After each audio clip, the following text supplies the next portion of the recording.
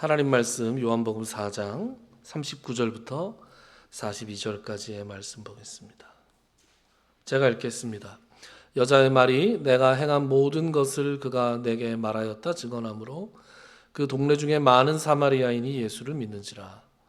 사마리아인들이 예수께 와서 자기들과 함께 유하시기를 청하니 거기서 이틀을 유하심에 예수의 말씀으로 말미암아 믿는 자가 더욱 많아 그 여자에게 말하되 이제 우리가 믿는 것은 내 말로 인함이 아니니 이는 우리가 친히 듣고 그가 참으로 세상의 구주신 줄 알미라 하였더라. 아멘.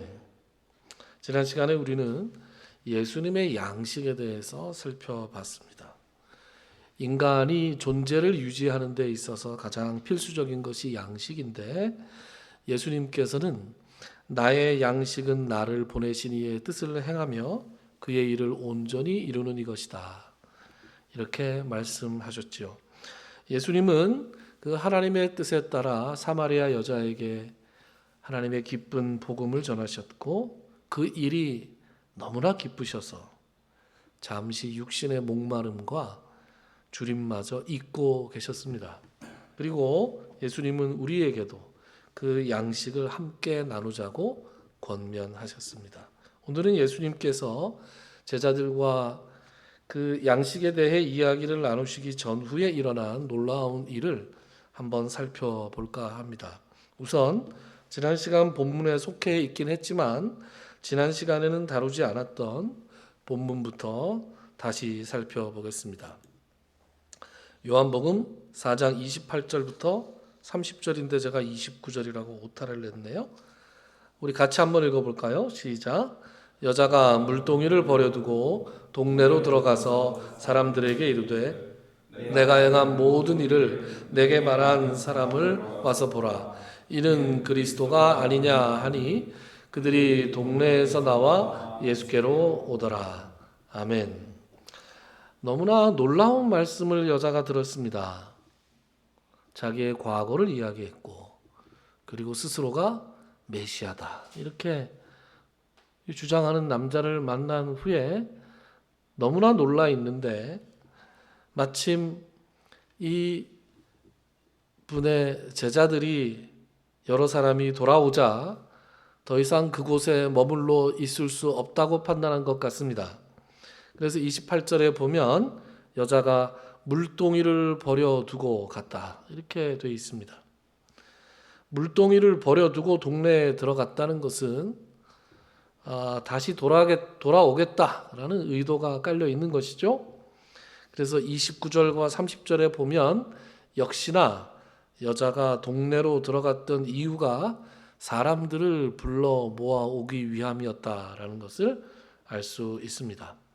내가 바로 네가 기다리고 있던 그 메시아다 라는 말은 다른 해석의 여지를 주지 않습니다. 즉 참말 아니면 거짓말이죠.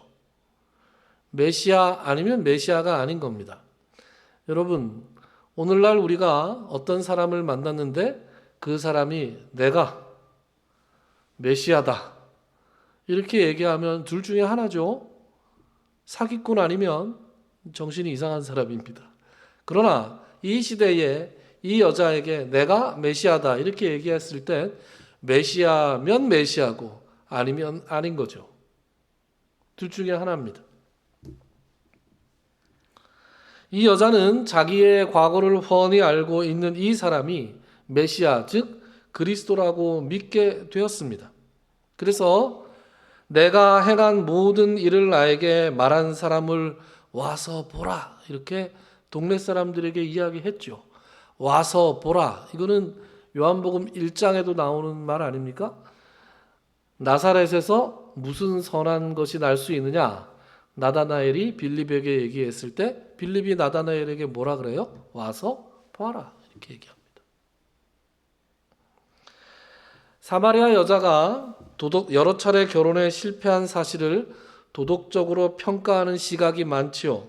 문란한 여자라서 그 공동체에서도 천대를 받았다는 등 그래서 아무도 오지 않는 한낮에 혼자 우물에 물을 길러 왔다는 등의 설정을 하는 해석들이 많습니다만 저는 개인적으로 그런 해석에 동의하지 않습니다. 그 이유가 바로 여기에 있는 와서 보라라는 말씀 때문입니다. 이 와서 보라라는 말을 듣고 동네 사람들이 예수님께로 왔습니다. 만약에 그 여자가 그 마을에서 손가락질을 받고 천대를 받는 여성이라면 아예 말을 할 엄두도 못 냈을 것이고, 그 말을 했다고 한들 동네 사람들이 발걸음을 움직여서 예수님께로 오지 않았을 것입니다. 어떤 사람이 어디 와서 보라라고 할 때 그 사람의 됨됨이가 어떤 사람인가를 우리는 보게 되죠. 그 사람이 얼마나 믿을 만한 사람인가를 보게 됩니다. 사마리아 여자는 내가 그리스도를 만났습니다. 우리가 그토록 기다려 오던 메시아를 만났습니다. 그 사람은 나의 과거를 훤히 꿰뚫고 있는 사람입니다. 이 사람을 한번 가서 봅시다.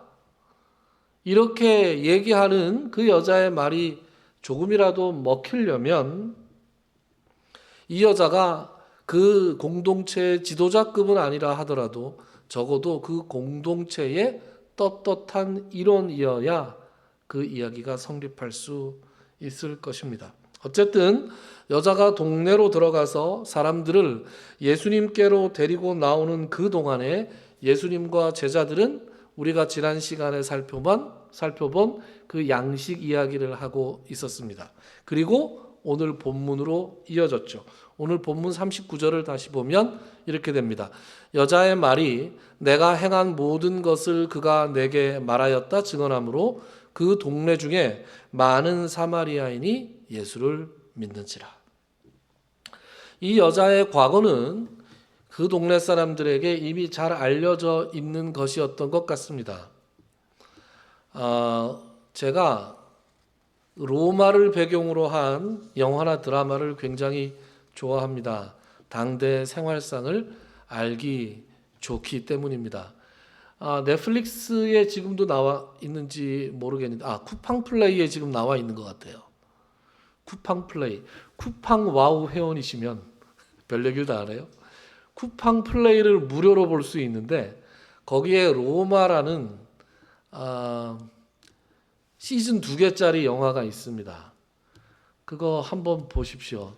아주 재미납니다. 당시의 로마의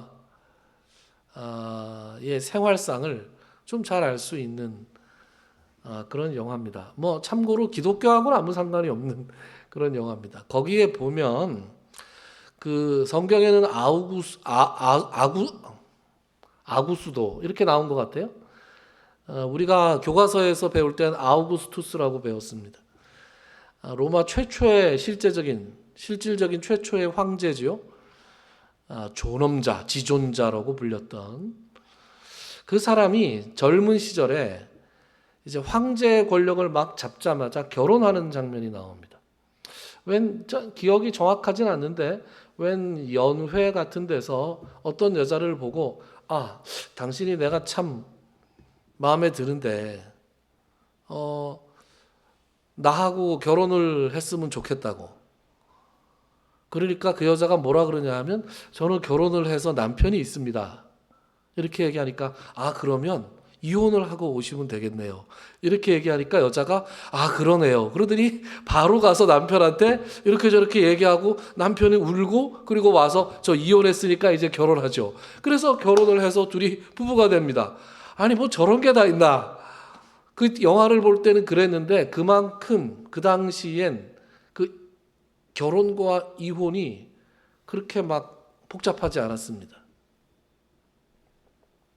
그래서 쉽게 결혼을 했고 이혼을 했고 그것도 이혼을 한 경력이 그렇게 큰 허물이 되는 사회가 아니었어요. 그러나 그럼에도 불구하고 이 5번의 결혼과 이혼이라는 것은 그렇게 흔한 일은 아니었을 것입니다. 그렇게 흔하지도 행복하지도 않았을 것이다 라고 짐작을 하고 그리고 그 날이 그 세월이 상당히 고단했을 것이다 라는 짐작을 해봅니다. 이 여자의 흔치 않은, 그렇게 행복하지 않은 고단한 그 삶에 대해서 그 공동체, 그 마을 사람들이 익히 알고 있었던 것 같습니다. 그런데 자신의 과거를 훤하게 꿰뚫고 있는 그 인물을 만났을 때 이 여자가 증언하는 거죠. 내가 과거에 있었던 모든 일들을 나에게 말하는 남자가 나타났습니다. 그러자 당신의 그 과거를 다 알고 있다고요? 정말 신기하네요. 그리고 나와서 예수님을 보고 이 여자의 증언으로 말미암아 사마리아 사람들, 그 동네 사람들 중에서 많은 사람들이 예수님을 믿게 됐다. 그리고 40절과 41절을 우리 같이 한번 읽어볼까요? 시작. 사마리아인들이 예수께 와서 자기들과 함께 유하시기를 청하니 거기서 이틀을 유하심에 예수의 말씀으로 말미암아 믿는 자가 더욱 많아. 여자의 증언을 듣고 예수님을 와서 보고 믿게 된 사마리아 사람들은 놀랍게도 예수께 머물러 주시기를 간청했고, 예수님은 그곳에 예정에 없던 이틀을 더 유하시면서 그들에게 말씀을 전하셨습니다. 여러분, 제가 지난 시간에 말씀드렸지요. 사마리아 사람들이 믿고 있던 메시아에 대한 내용은 유대인들이 믿고 있던 내용과 달랐습니다. 그들은 모세 오경만 믿고 있었기 때문에 그들이 기다리고 있었던 메시아는 신명기 18장 15절에 근거한 메시아관이었다라고 말씀드렸습니다. 18장 15절. 내 하나님 여호와께서 너희 가운데 내 형제 중에서 너를 위하여 나와 같은 선지자 하나를 일으키시리니 너희는 그의 말을 들을지니라 그랬어요. 그러니까 이 사람들에게는 다윗과 솔로몬의 영광을 회복시켜줄 정치적인 메시아, 이런 메시아관이 없었다는 얘기예요. 사마리아 사람들은 하나님의 말씀을 들려줄 사람, 하나님을 믿는다는 것이 어떤 것이고 하나님께 참으로 예배를 드리기 위해서는 무엇을 어떻게 해야 하는지 말해 주실 분이 바로 그리스도였고, 사마리아 여자는 예수님을 그런 메시아로 믿었고 사마리아 사람들은 그분의 말씀을 듣기 위해서 머물러 주실 것을 간청했습니다. 그리고 이틀 동안 예수님께서 그곳에서 그 사람들에게 하나님의 말씀을 전한 후에 42절이죠. 41절 예수의 말씀으로 말미암아 믿는 자가 더욱 많아졌다. 그런 말씀이 써 있습니다. 여러분, 여기서 우리가 주목해야 할 것은 어떠한 기적도 예수님께서 행하셨다는 기록이 없다는 겁니다. 지금 예수님과 동행하고 있는 예수님의 제자들은 적어도 한 번의 표적을 본 상태입니다. 그들은 가나의 혼인잔치에서 예수님께서 물로 포도주를 만드시는 그 이적을 보고 제자들이 믿었더라, 이런 표현이 나오잖아요. 그러나 사마리아 사람들은 예수님의 입에서 나오는 말씀으로 말미암아 예수님을 믿었다는 거예요. 그리고 어디까지 나아갔느냐? 42절 같이 읽어볼까요? 시작. 그 여자에게 말하되 이제 우리가 믿는 것은 내 말로 인함이 아니니 이는 우리가 친히 듣고 그가 참으로 세상의 구주신 줄 알미라 하였더라. 그가 참으로 세상의 구주라는 것을 깨달았다라고 선언하고 있습니다. 처음에는 너의 과거를 다 알고 있다고 해서 믿기 시작했지만 이제 직접 와서 이분의 말씀을 듣고 나니까 이분이 과연 그리스도라는 것을 분명히 알게 되었다. 유대인의 메시아, 다윗과 솔로몬의 영광을 회복시켜줄 정치적인 그리스도가 아니라 세상의 구주, 온 세상을 구원해 주실 분, 예루살렘과 온 유대와 사마리아와 땅끝까지에 있는 모든 사람들을 위한 구원자로 지금 예수님을 고백하고 있는 것입니다. 여러분, 그들의 고백에 가장 충격을 받았던 사람들은 누구였을까요? 바로 예수님을 따르고 있는 유대인 제자들이었을 것입니다. 자기들이 지금까지 믿고 기다려왔던 메시아가 자기들 유대인들만을 위한 메시아가 아니었다니, 우리가 더럽고 천해서 상종하지도 않는 이 사마리아인들을 위해서도 메시아가 오셨다니, 로마인들, 아시아인들, 아프리카인들, 이 개 같은 이방인들, 이방의 개라고 불렀잖아요, 그 사람들이. 이 개 같은 이방인들을 위해서 하나님의 아들 예수 그리스도가 이 세상에 오셨다니,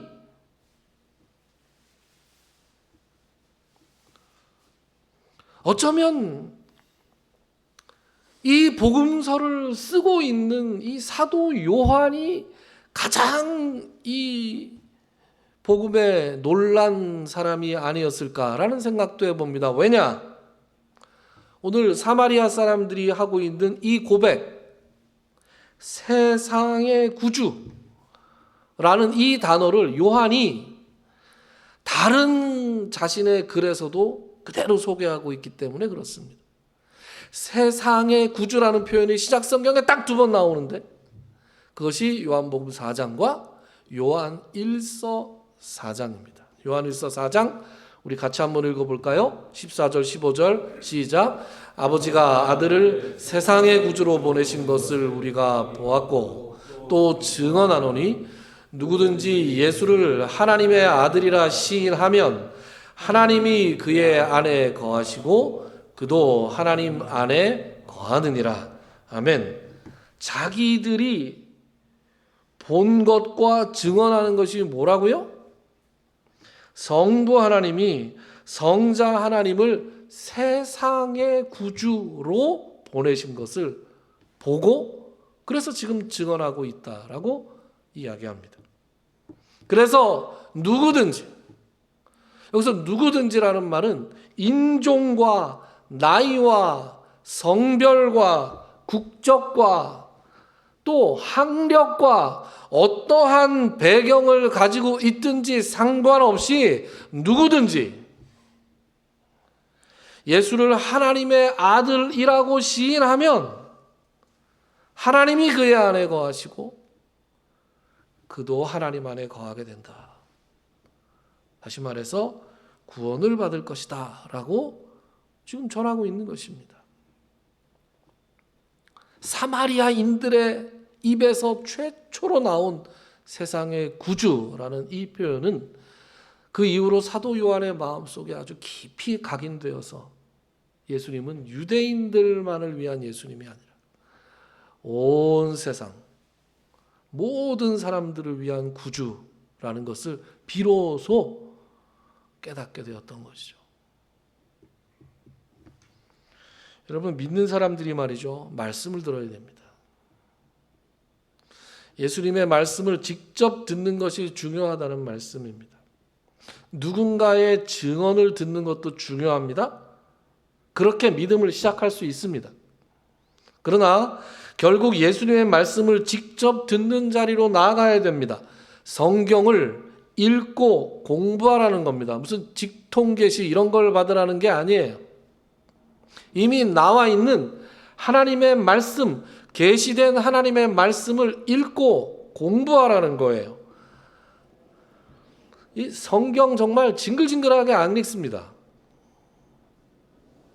여러분, 신구약 성경 전체를 일독하는데 몇 시간이나 걸릴 것 같아요? 제가 챗GPT한테 물어봤어요. 신구약 성경 전체를 천천히 읽으면 몇 시간 걸리니? 그랬더니 네, 천천히 읽으면 52시간 걸립니다 그러더라고요.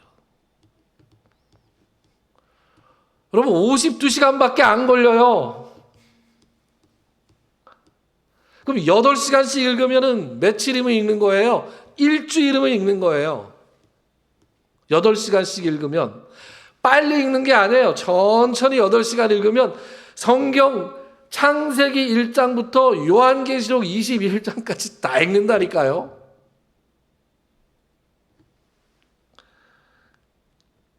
제가 신학교 갈 공부를 신학교 가야겠다라는 결심을 하고 나서 보니까 기말고사 기간이더라고요, 학교. 그래서 기말고사 보고 나니까 신대원 입학시험 준비할 시간이 한 일주일밖에 없더라고요. 그래서 뭐 일주일 만에 뭐 공부하고 내가 신대원 붙었다, 이런 걸 자랑하려고 그러는 게 아니라 제가 문 닫고 들어갔어요. 제가 이제 마지막으로 꼴찌로 들어갔을 거예요, 아마. 그래서 무슨 공부를 합니까? 그동안 이제 시험 과목이 영어. 일주일 동안 영어 무슨 공부해요? 아무것도 못하죠. 그 다음에 철학 공부를 일주일 동안 뭘 합니까? 그리고 논술, 그리고 성경. 그래서 성경을 한번 읽자. 일주일 동안 성경 한번 읽자. 그래서 도서관에 틀어박혀서 일주일 동안 성경을 읽었는데 구약 처음부터 시작 끝까지 다 읽었어요. 그래서 챗GPT가 하는 말은 실제로 경험한 사람이에요. 공부하듯이 읽으면, 도서관에 틀어박혀 읽으면 일주일이면 신구약 성경 충분히 다 읽습니다. 근데 평생을 못 읽는 사람들이 얼마나 많습니까? 그런데 말이죠, 읽어도 무슨 뜻인지 잘 모르는 분들이 많은데요. 왜 그런 줄 아십니까? 읽어도 무슨 뜻인지 모르는 분들이 많은 이유는 별로 알고 싶지 않고 읽어서 그래요. 그냥 내용을 알고 싶어서 읽는 게 아니라 그냥 읽었다, 내가 읽었다라는 사실에 만족하는 분들이 너무 많아요. 그러니까 하루에 한 장만 읽잖아요. 신기하죠? 무슨 의무방어전 치르듯이, 무슨 비타민 먹듯이 하루에 한 장만 딱 읽어요. 신기합니다. 하루에 2장 읽으면 큰일 나는 줄 알아요. 그래서 신년 계획, 성경 일독 이렇게 세우는 분들 많아요. 그 신년 계획으로 성경 일독 이렇게 계획 세우시는 분은 읽는 사람 못 봤어요. 신년 계획 지키는 사람 있습니까? 별로 없잖아요. 그러니까 신년 계획을 이렇게 성경 일독 이렇게 정하시는 분들 치고 또 성경 제대로 읽는 분이 없습니다. 여러분 1장 읽고 나면 2장 내용이 안 궁금합니까? 여러분 드라마 보다가 중간에 광고 나오면 에이 이러고 짜증내잖아요. 그죠? 저는 이 연속 드라마, 이 시리즈로 돼 있는 거 어떤 게 재밌다 이렇게 소문이 나잖아요. 그러면 일단 완결됐나 안 됐나 그거부터 확인합니다. 완결 안 된 거는 안 봐요. 야 여기서 끊어졌는데 다음에 나오려면 일주일 기다려야 되는데 이거 짜증이 나가지고 절대로 안 봅니다. 그래서 완결된 다음에 보기 시작해요. 얼마 전에 우리 재곤 형제하고 얘기하니까 인터넷에 연재되는 소설이 있는데 그거 기가 막히게 다음 화 이렇게 보게 기다리게 만든다면서요. 그래서 욕을 하면서 기다리다가 결국은 낚여서 또 보고 한다면서요. 그리고 다음 장이 궁금해야 되잖아요. 성경은 왜 다음 장이 안 궁금한 거죠? 어떻게 놀라운 인내력을 발휘해서 어떻게 하루에 한 장씩만 그렇게 따박따박 보르지? 이해할 수가 없습니다. 그러니까 이게 내용을 파고들지 않고 뭔가 읽었다라는 사실 그 자체에만 의미를 두기 때문에 그렇게 놀라운 자제력이 발휘되는 겁니다. 발휘되는 거예요. 그러니까 신자들이 결국은 성경을 잘 모릅니다. 성경을 잘 모르니까 이상한 데 가서 이상한 목사들이 이상한 소리를 하는데 그냥 덮어놓고 아멘 아멘 하고 있는 거예요. 답답해 죽겠습니다. 제가 예수님을 인격적으로 만난 다음에 아주 심취했던 설교가 있어요. 박영선 목사님이라는 분인데, 박영선 목사님 아시는 분 많죠? 남포교회. 지금은 은퇴하신 지가 오래됐고 그분이 아마 48년생인가 그러실 거예요. 네, 그분이 48년생이신데 한국 교회의 아주 탁월한 설교가 중에 한 분이시죠. 그 목사님 설교에 아주 심취했었습니다. 심취하게 된 계기가 뭐였냐? 저희 아버님께서 그 박영선 목사님 설교를 매우 좋아하셔서 당시에는 무슨 인터넷 뭐 이런 게 없잖아요. 80년대 말 90년대 요럴 때니까 매주 인천에서 남포교회까지 매주 갔어요. 매주 가셔서 그 교회 그 도서관에 있는 그 설교 테이프를 2개, 3개씩 이렇게 빌려오셨어요. 빌려오셔서 너무 좋으니까 주변에 있는 사람들한테 들려주기 위해서 이것을 카세트 레코더에서 이렇게 복사를 했어요. 여러분 옛날 카세트 레코더 아십니까? 이렇게 데크가 2개 있어서 이쪽에 원본을 놓고 이쪽에 공테이프를 넣으면 이렇게 복사가 되잖아요. 근데 아버님은 이제 그게 성이 안 차서 나중에는 이만한 기계를 가지고서 사오셔가지고 원본 하나에 한꺼번에 5개씩 복사되는, 네? 그걸 사가지고 복사를 하기 시작하셨어요. 그러니까 일하고 식사하시고 잠자는 거 외에는 거기에 거의 시간을 몰빵하셔서 그 테이프를 복사하고 적고 사람들 나눠주고 하는 것을 거의 업을 삼으셨어요. 우리 어머니가 얼마나 좋아하셨겠어요, 그죠? 그래서 저희 집에는 이 테이프가, 박영선 목사님 테이프가 정말 몇백 개가 이렇게 넘쳐났습니다. 이렇게 나눠준 거 외에도. 제가 예수님을 영접하기 전에는 거들떠보지도 않았던 그 테이프를 어느 날 듣기 시작했어요. 그리고 기가 막힌다고 생각을 했습니다. 와, 이렇게 설교하는 목사님이 있구나. 놀랍다. 그래서 그 설교를 정말 얼마나 많이 들었는지 몰라요. 그래서 막 몇백 편을 들었습니다.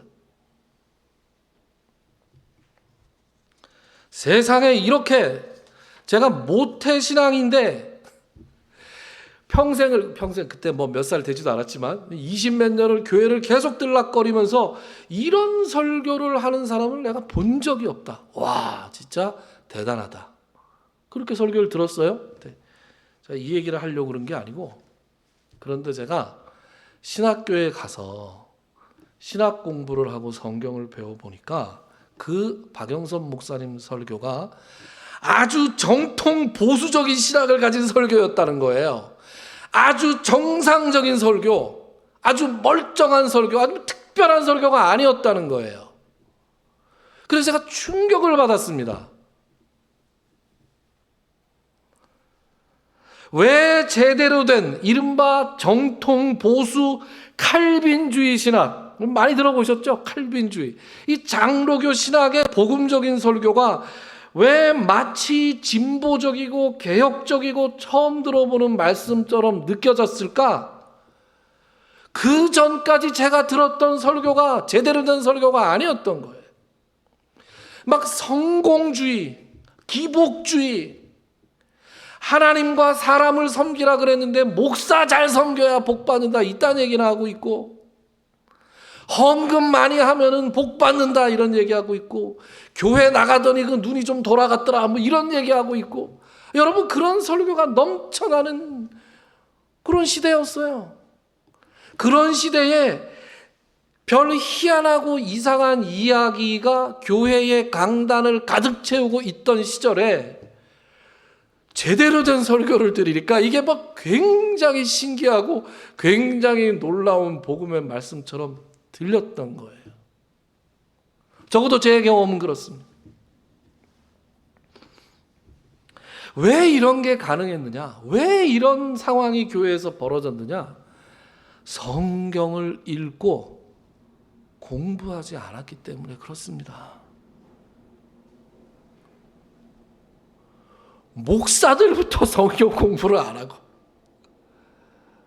그러니 성도들이 따라서 같이 공부를 하지 않고,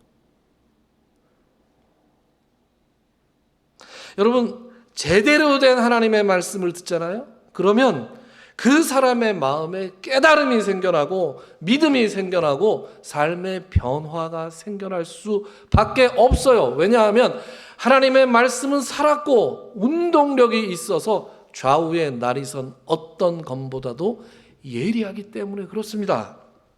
그래서 그 하나님의 말씀을 정직하게 대하는 사람은 그 말씀이 그 사람의 삶에서 역사하는 힘이 큰 거예요.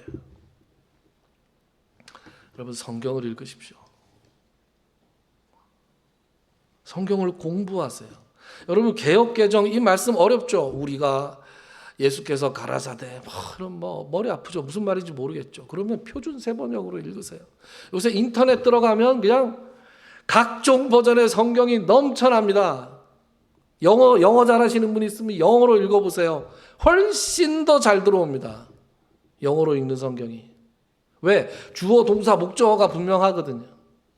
문장 구조가 확실하기 때문에 이론이 있어요.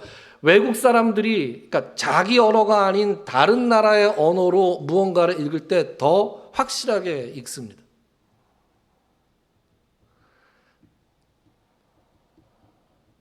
읽는 것 자체에 만족하지 말고 그 내용을 이해하려고 노력하셔야 됩니다. 필요한 건 외우셔야 됩니다.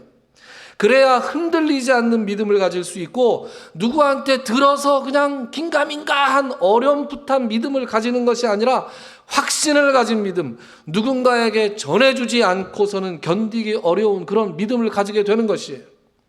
오늘 사마리아 사람들의 놀라운 고백을 한번 들어보십시오. 이제 우리가 믿는 것은 네 말로 인함이 아니요 우리가 친히 듣고 그가 참으로 세상의 구주신 줄을 안 것이다.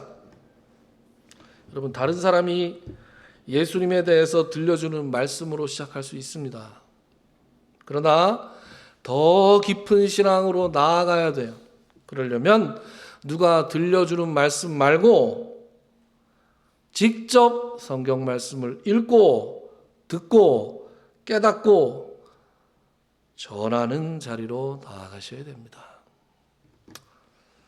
우리 학생들 가르치면서 말이에요. 저는 이제 다른 학원은 어떻게 공부하는지 알긴 아는데 저는 이제 이렇게 공부시켜요. 제가 쭉 강의를 한번 한 다음에 시험 범위를 그리고 나서 이제 복습지를 줍니다. 복습지를 주면 그걸 이제 읽고 저한테 질문을 하라 그래요. 여러분 복습지를 읽고 복습을 해가면서 질문을 하는 아이들이 공부하는 애들입니까? 질문이 없는 애들이 공부하는 애들입니까? 공부를 하면 질문이 있나요? 없나요? 질문이 있죠. 그럼 얘들이 얼마나 공부하는가를 제가 어떻게 합니까? 질문을 하라 안 하라를 보면 알죠. 공부를 잘하고 공부를 열심히 하는 학생일수록 질문을 많이 합니다. 그런데 교회 목사로 살아가면서 성경을 물어보는 신도들이 거의 없습니다. 여러분 저한테 성경 물어보신 적 있습니까? 김 목사가 대답을 못하면 어떡하지? 자, 배려하느라고 질문을 안 하실 수도 있어요. 물론 그러실 수도 있습니다. 그러나 신앙적인 고민과 성경을 해석하는 데 있어서 어려움을 우리 함께 나누고 고민하고 기도하고 풀어가는 것이 이 아름다운 신앙 공동체 아니겠습니까? 저한테 질문을 많이 해주시기 바랍니다. 제가 말씀을 준비하면서 늘 간절하게 기도하는 내용이 있습니다. 준비할 때, 말씀 전하기 직전에 어떻게 기도하느냐? 하나님의 말씀을 가감없이 담대하게 전하게 해 주십시오. 사람을 기쁘게 하는 것이 아니라 하나님이 기뻐하시는 말씀을 전하게 해 주십시오. 제가 하고 싶은 말이 아니라 하나님이 이 말씀을 듣는 사람에게 꼭 필요한 하나님이 하시고 싶은 말씀을 제 입술을 통해서 증거하게 해 주십시오. 그렇게 기도합니다. 그래서 제가 하는 유일한 게 순서대로 말씀을 전하는 겁니다. 그래야 가감 없이 전하죠. 제가 전하고 싶은 말씀을 성경에서 뽑아서 하는 게 아니라 순서대로 하다 보면 더하는 것도 없고 빼는 것도 없이 제가 할 수 있는 최선을 다해서 말씀을 전할 수 있지 않겠습니까? 때로는 성경을 인용하는데 많이 인용합니다. 야, 저희 어머님이 그러세요. 야, 너 성경을 그렇게 많이 인용하면 그거 너무 많지 않냐? 이렇게 얘기하세요. 너무 많다고 생각될 때도 있습니다. 제가 생각하기에. 그런데 평소에 성경을 많이 안 읽으시니 이렇게 해서라도 좀 많이 읽으시는 게 좋겠다. 직접 좀 본문을 좀 대해보시라. 제 입을 통해서 증언되는 말씀 말고 좀 성경을 직접 읽어가면서 과연 그런가 하고 우리가 좀 살펴봐야 되지 않겠는가. 때로는 헬라어도 얘기하고 영어도 얘기합니다. 헬라어, 영어 난 모르는데 제가 꼭 필요하다고 생각될 때만 그것들을 인용합니다. 송구스러울 때도 있습니다. 근데 우리 교회 지금 앉아 계시는 분들은 영어들을 다 잘하시는 분 같아요. 그러고 보니까. 다행히도. 그래서 제 나름대로 최선을 다해서 하나님의 말씀을 전하려고 노력한다. 그게 목사가 해야 될 일 아니겠습니까? 그러니 이제 여러분들도 여러분들의 일을 해주셨으면 정말 좋겠습니다. 여러분들께서도 하나님의 말씀을 자기 상황에 맞게 열심히 읽어주셨으면 좋겠습니다. 그리고 내가 깨달은 하나님의 말씀, 내가 만난 세상의 구주를 이웃들에게 전해주셨으면 좋겠습니다. 그것이 우리의 존재의 이유고 우리의 사명이고 바로 남들이 알지 못하는 우리들만의 양식이기 때문입니다. 기도합시다.